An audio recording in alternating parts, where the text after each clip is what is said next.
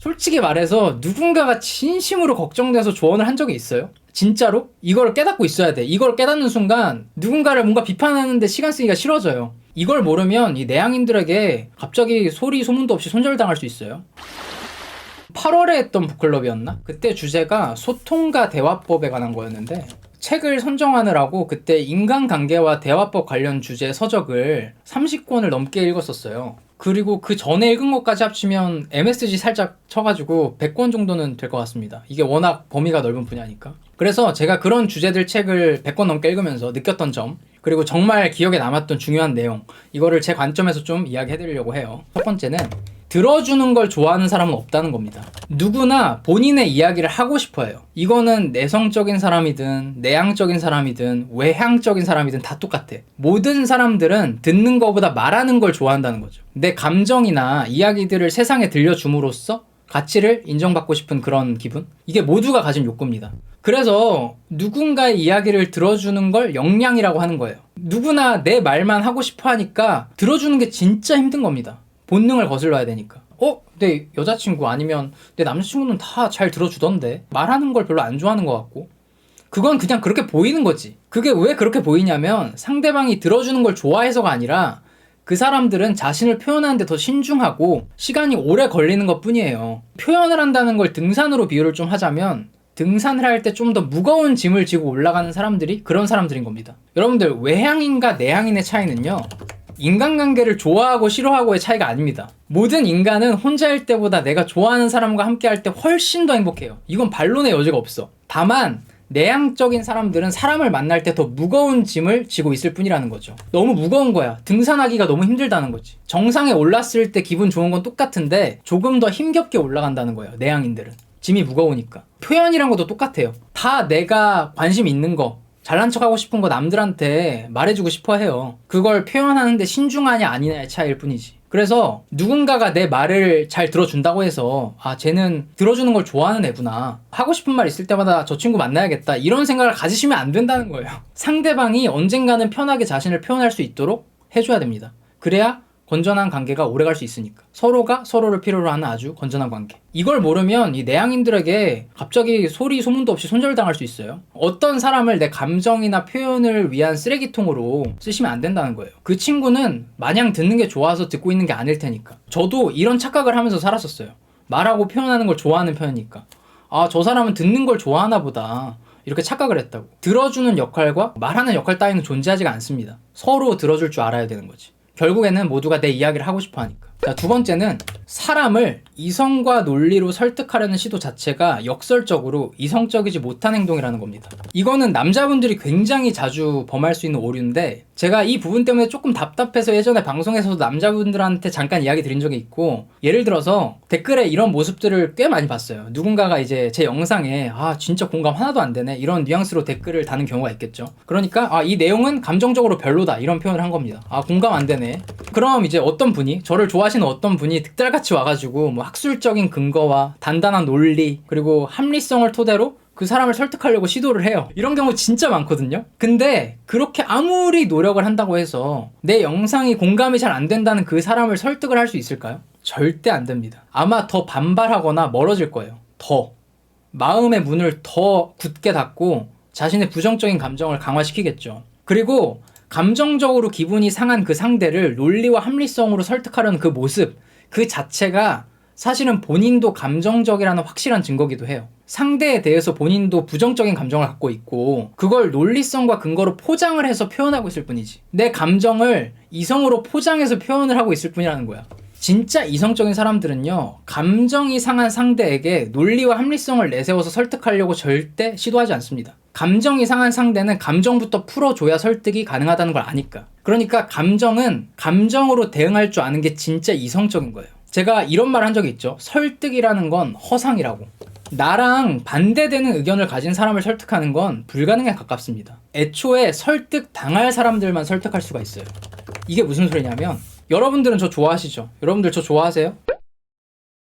고백을 너무 많이 받네. 그래서 제 영상에 설득당하는 경우가 굉장히 많겠죠. 근데 여러분들은요, 애초에 저한테 설득을 당할 사람들이었다는 겁니다. 무의식에 어떤 생각이 있었고 이런 말을 해주는 사람이 있었으면 좋겠다, 이런 욕구가 숨겨져 있었을 뿐이고 저는 그걸 잘 정리해서 이야기를 해드렸을 뿐이거든요. 그래서 들었을 때 맞아, 이 사람 너무 좋다, 이런 동조의 감정을 느끼는 거고, 저는 처음부터 저랑 아예 다른 가치관과 의견을 가진 사람들을 설득할 능력도 없고 설득할 마음도 없어요. 불가능하다는 걸 아니까. 그래서 저는 어떤 영상도 어떤 글도 누군가를 설득하기 위해 만들질 않습니다. 애초에 마음 맞는 사람들을 모아서 서로 대화하고 지적인 소통을 하기 위해서 이야기를 할 뿐이지. 2차 세계대전에 히틀러의 나치당이 독일 국민들의 지지를 받을 수 있었던 이유가 괴벨스가 설득 능력이 뛰어나서 그렇게 된 걸까요? 절대 아닙니다. 괴벨스는요, 선동꾼이에요. 그 당시 독일 국민들은 애초에 그런 프로파간다나 파괴적인 메시지에 설득당할 사람들이었습니다. 1차 세계대전 패배 이후에 독일 민족의 자부심도 희미해져 갔고 다시 그 위상을 찾고 싶다, 이런 그 잠재된 욕구가 엄청 났었거든. 불만이 많았다는 거야. 그 당시 독일 국민들은요, 히틀러의 나치당을 감정적으로 이미 지지하고 있었어요. 히틀러가 그걸 모아서 선동했을 뿐이야. 그리고 내가 무의식적으로 원하고 있던 그 욕구를 끄집어내서 구매하게 하는 걸, 그런 걸 비즈니스에서 마케팅이라고 해요. 그러니까 원래 있지도 않았던 마음을 만들어내거나 바꾸게 하는 건 불가능하다는 거죠. 거의. 여러분들 제 영상 댓글들을 잘 살펴보시면 이건 모든 유튜버 영상이 다 똑같아요. 어떤 말이 가장 많냐면 너무 공감되네요, 혹은 공감 하나도 안 되네, 뭔 개소리야. 결국 이 둘 중 하나예요. 표현 방식만 다를 뿐이지. 공감이 뭐예요? 감정적으로 동의한다는 뜻입니다. 공감하지 못한다는 건 어떤 의견이 논리성이 있고 이런 거 상관없이 내 감정을 불편하게 하고 있다는 뜻인 거고, 본인들이 본인 입으로 다 말하고 있잖아. 쓰는 언어에 모든 정보가 담겨 있거든. 여러분들 혹시 제 영상이나 글이 논리적으로 이성적이라고 생각하세요? 여러분 혹시 그렇게 생각하고 있었다면 착각이에요, 착각. 진짜 착각입니다. 비판하려고 작정을 하면요, 논리나 주장에 빈틈이 없는 사람은 존재하지 않습니다. 여러분들은 이미 저를 감정적으로 지지하고 있기 때문에 논리나 합리성을 따지지 않는 거예요. 제 영상들, 제 뉴스레터 글, 논리적 비약 천지입니다. 아니 끼케야 10분짜리 영상에 뭘 그렇게 담겠어요. 근데 여러분들이 다니엘이라는 사람을 긍정적으로 보니까 이 사람이 무슨 말을 하려고 하는구나, 이렇게 다 짐작을 해서 긍정적으로 받아들이시는 거죠. 여러분들 저 싫어하는 사람은요, 제 한 문장 한 문장 다 따져가면서 논리적 모순을 따지려고 할 겁니다. 일반화하지 말라면서 어떻게든 반대 사례를 들고 오려고 노력할 거고. 왜냐면 나를 감정적으로 싫어하니까. 그런 사람들도 자기가 좋아하는 사람이 말할 때는 그런 거 절대 안 따져요. 이걸 깨닫고 있어야 돼. 이걸 깨닫는 순간 누군가를 뭔가 비판하는데 시간 쓰기가 싫어져요. 그러니까 인간은 남녀노소 따질 것 없이 죄다 감정적이라는 겁니다. 백날 이성이니 논리니 따져봐야 대부분 그냥 감정이 상해서 하는 말과 행동이 대부분이라는 거예요. 포장하는 게 다를 뿐이지. 우리가 흔하게 감정적이라고 하는 사람들이 있죠. 그 사람들은 사실 남들보다 감정과 정서를 더 많이 표현하는 사람들일 뿐입니다. 정서를 경험하는 것과 그걸 표현하는 건 달라요. 그래서 사실 감정적으로 불편해서 내 의견을 부정하는 상대를 설득하는 방법은 딱 한 가지입니다. 이거 제가 조던 피터슨이 토론에서 상대방한테 그대로 적용해가지고 상대방 입 다물게 한 영상 보여드리면서 설명을 해드린 적이 있죠. 한 번 더 설명을 해드리자면, 첫 번째는 상대방의 의견과 감정을 존중해주는 표현을 반드시 해야 돼요. 진심이 아니라도. 정말 기분 상하셨겠어요. 그리고 당신의 의견도 정말 충분히 이해가 갑니다. 이 스텝이 왜 진짜 중요하냐면 상대방의 부정적인 감정을 없앤 다음에야 이성적인 대화가 가능하니까. 아니면은 백날 해봤자 헛발질만 하는 거예요. 그리고 두 번째 스텝은 우리의 목표가 같음을 알려주는 겁니다. 어떤 주제에 대해 의견이 달라도 목적은 같은 경우가 되게 많거든요. 의견은 달라도 그게 본인 기준에서는 다들 그게 선이라고 생각을 하니까 어떤 의견을 지지하게 되는 거예요. 그래서 들어보니까 나랑 당신의 목적이 똑같네요. 나도 이런 게 선이라고 생각을 해서 그런 건데 우린 사실 목적이 똑같았었네. 이렇게 우리가 사실은 한 배를 탄 거를 알려주는 거죠. 이 과정이 끝나면 그나마 상대방이 내 이야기를 들어줄 수도 있습니다. 그 다음에서야 준비했던 내 의견을 논리적으로 이야기를 해보는 거죠. 이렇게 해도 설득이 될까 말까라고 해요. 이거는 설득 전문가들이 한 말이야. 그리고 이걸 못하겠다? 그럼 그냥 설득 시도를 하지 마세요. 내버려 두십시오. 그리고 솔직히 저도 이제 평범한 남자로서 여자친구한테 나는 진짜 팩트만 말한다, 내가 팩폭해줄게 많이 했었는데, 지금 생각해보면 팩트 폭행이 아니라 그냥 폭행이었던 것 같거든. 왜냐면은 나는 그녀를 설득하려는 목적이 아니라 그냥 너보다 내가 많이 안다, 내가 이렇게 똑똑하다, 이런 식으로 좀 상대를 찍어 누르고 우월감을 느끼고 싶었던 마음이 컸던 것 같거든요. 그러니까 이런 태도는 솔직히 아직도 잘 안 고쳐지는데 이제는 그게 잘못됐다는 건 알아. 과하지만 않으면 남자친구가 이래도 좀 이해를 해주세요. 왜냐하면 남성은 여성보다 공격성도 높고 언쟁을 즐기는 성향이 있기 때문에 이제 불쑥불쑥 튀어나오게 되거든. 어쨌든 그냥 설득하려고 시도를 하지 마라. 어차피 안 된다. 자, 세 번째는 사과는 되도록 빨리 하라는 겁니다. 살면서 누군가한테 당연히 실수할 수 있어요. 실수를 안 하는 방법은 없습니다. 그리고 내가 잘못을 한 게 아니라도 뭐 연인이나 소중한 누군가와 다툴 일이 생기잖아요. 근데 그걸로 헤어질 마음이 없다면 결국에는 누군가는 먼저 사과를 하고 풀어야 되잖아. 근데 사과를 한다는 게 마음처럼 또 쉽지가 않다. 왜냐면은 그 사과를 한다는 것 자체가 내 잘못을 인정한다는 거거든요. 그래서 내 잘못을 인정하는 순간 왠지 내가 진 느낌? 그리고 내가 책임을 져야 될 것 같은 그런 부담감?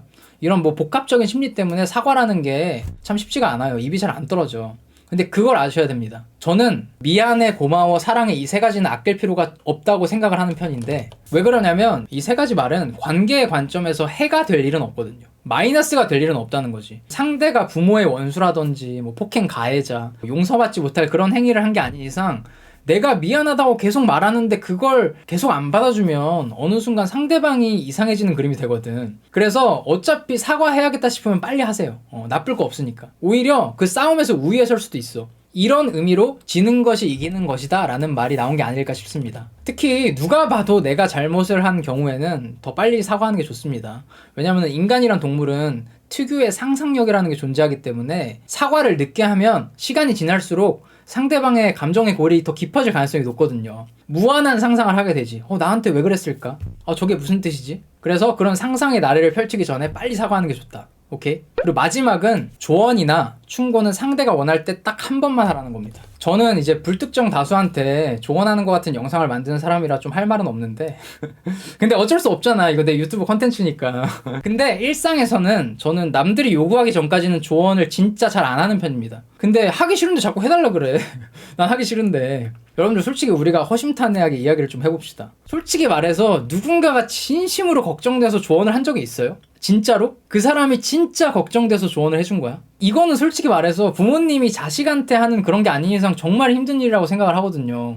아니 소중한 사람이 옆에 그렇게 많다고? 대부분은 그냥 자신의 열등감을 조언으로 포장한 배설에 불과하거나 내 삶이 너의 삶보다 낫다, 내가 더 우월하다는 거를 상대에게 알려주기 위한 조작행위에 가깝죠. 보통은 이런 거예요. 솔직히 말하면. 이거를 진짜 곰곰이 스스로 생각을 해봐야 됩니다. 내가 진짜 그 사람이 너무 소중하고 안타까워서 조언을 해주는 건가? 이게 조언이라는 게 상대방한테 뭘 기여하고 싶어서 하는 거잖아요. 근데 상대가 아니라 내가 만족감을 얻기 위해서 하고 있다면 그건 조언이 아닌 거지. 그러니까 이런 마음으로는 조언을 안 하는 게 낫습니다. 그게 도와주는 거예요. 물론 상대방이 원하면 해줄 수 있죠. 나를 신뢰하고 있다는 뜻이니까. 그래서 오늘은 여기까지만 하고 이거는 가끔 또 2편, 3편에서 다뤄보도록 하겠습니다. 아니다, 이건 뉴스레터에서 보내줘야겠다. 유튜브는 연애 이야기를 좋아해.